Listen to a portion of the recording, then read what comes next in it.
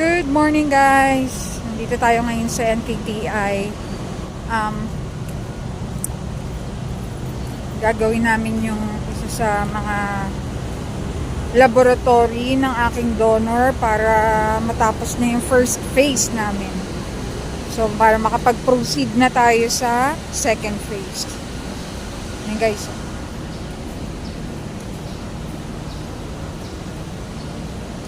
Ngayon, pupunta muna ako ng OPD Malasakit para kumuha ng pila doon para ipakredit ko yung 3 GL ko. So, salamat sa Diyos, may GL tayo. GL guys is guaranteed letter sa mga hindi nakakaalam. Nandito na ako sa Malasakit guys.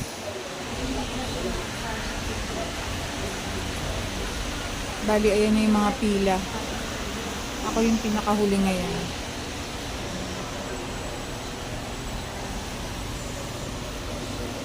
Pag nasa public place, always wear mask.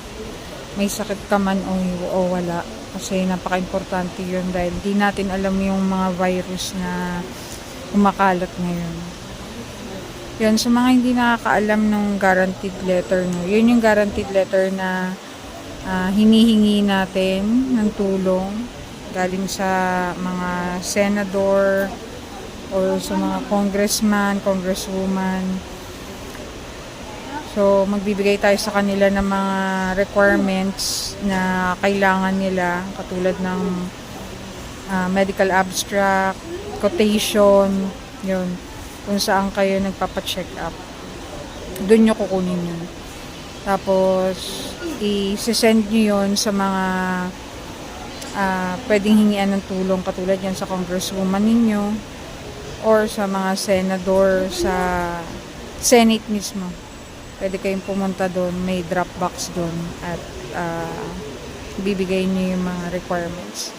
Actually, meron din doon nakalagay na complete requirements para hindi na kayo pabalik-balik.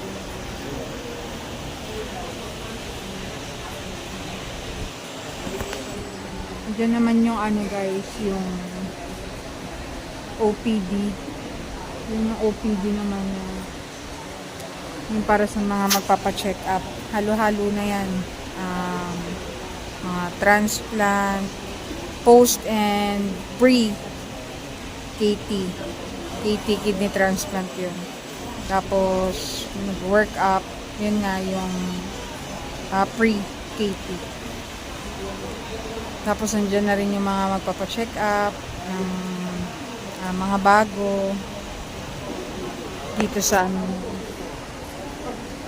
Tapos yung social service, yung mga social worker naman nandoon. May nakalagay doon na social service. Kung gusto nyong humingi ng tulong, kunyari na kayo na tag dito, na-confine kayo dito sa NKTI, National Kidney Transplant, pwede kayong pumunta doon sa social service para humingi kayo ng tulong for discounts, ganun. Tapos ihingian kayo ng mga requirements nyo. Yun. Tapos pagka gusto nyo na magpa-transplant, isa rin sila sa tutulong sa inyo. Actually, sila yung makakasama natin throughout the process ng work-up ng transplant. Magkakaroon ka ng social worker dyan. Sila yung tutulong sa'yo para makapasa ka sa Package Z ng PhilHealth. Package Z ng PhilHealth, ibig sabihin is, yung parang wala ka ng, hindi parang, wala na talaga. Wala kang babayaran sa operation mo. Yun. Pero dapat maipasa mo kung ano yung mga requirements na kailangan nila. Yun. So, para malaman mo, or kung gusto mong malaman, punta ka dito sa National Kidney Transplant, dun sa social service, para mabigyan kanila ng mga requirements kung ano yung kailangan. Kasi, iba-iba kasi yung case guys, iba-iba yung case ng mga nagka-transplant. So, iba-iba din yung requirements. Hindi lahat pare-pare. Tingnan nyo guys kung gaano kadami ang tao dito ngayon. Ang oras na dito ngayon is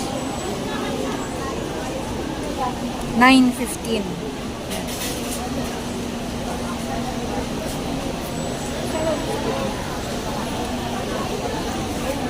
So, tsaga-tsaga ka lang talaga para ma-provide lahat ng mga kailangan mo. Konting-konti na lang guys. Lapit na ako. Marami po pasyente ngayon talaga. So yung mga gamit po, pakinggan po kami. Papalis kayo Na tayo. Kuha ko na, napaka-credit ko na yung tatlo kong GL or guaranteed letter. Yung isa 75,000, yung isa 5,000, tapos yung isa naman is 10,000. So sobrang laking tulong nun guys sa mga gamot natin, injections. Mapapakredit mo yan dito sa pharmacy ng National Kidney Transplant. Kung meron kayong mga tanong na nalilito kayo, mga bago pa lang kayong pasyente na dialysis, comment lang kayo sa sa video ko na to. As much as I can, sasagutin natin yan. Ayun, papunta ako ngayon sa sa laboratory. Pupuntahan ko dun yung donor ko, yung kuya ko. Tingnan natin kung tapos na siya.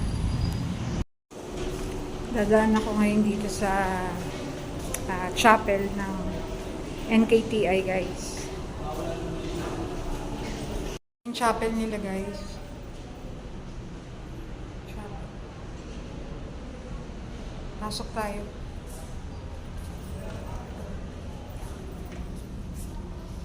Meron sila ditong maliit na nalagyan ng holy water.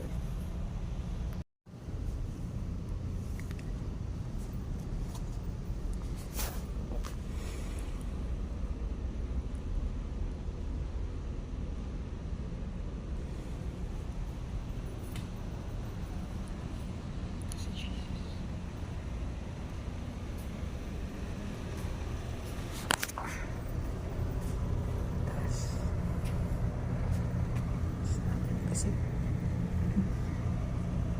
tayo. Basta meron tayong pananampalataya. Lahat ng uri ng sakit, walang-wala yan, guys.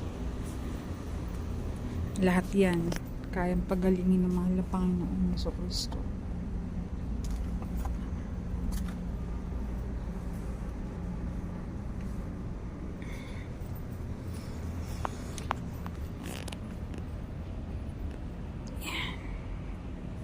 Pray muna tayo.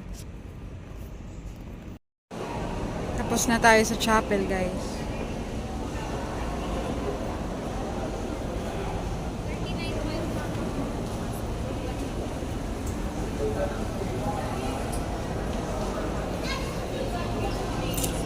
Naghihintay tayo ngayon ng sundo ng ambulance, guys. Dito tayo banda sa information. Yung mga intern na nurses. Nursing pala. Sorry.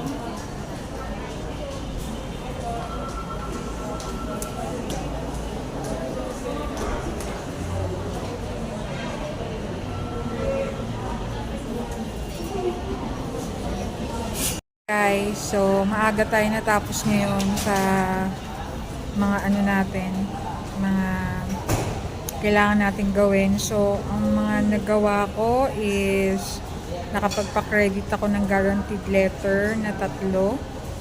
Tapos kuha na rin ng dugo yung donor ko, yung kuya ko, which is yung HLA matching. Yun. Tapos nakapagpa-chapel na rin ako. Ngayon dito ako sa lobby. Gaantay lang tayo ng sundo ng ambulance. Ayun guys, sa mga bago pa lang dyan na nagda-dialysis or candidate pa lang kayo ng dialysis, I suggest no na humingi na po kayo ng tulong sa mga Senate and mga congressman nyo para makapag-ipon na po kayo ng ng guaranteed letter nyo para hindi na po kayo mahirapan, lalo na sa mga magpapatransplant. Kasi ngayon 'di ba, na-implement naman na yung libreng dialysis. So wala nang copay, libre na rin yung mga laboratories, injection, and iba pang mga procedures na kasama sa free na PhilHealth.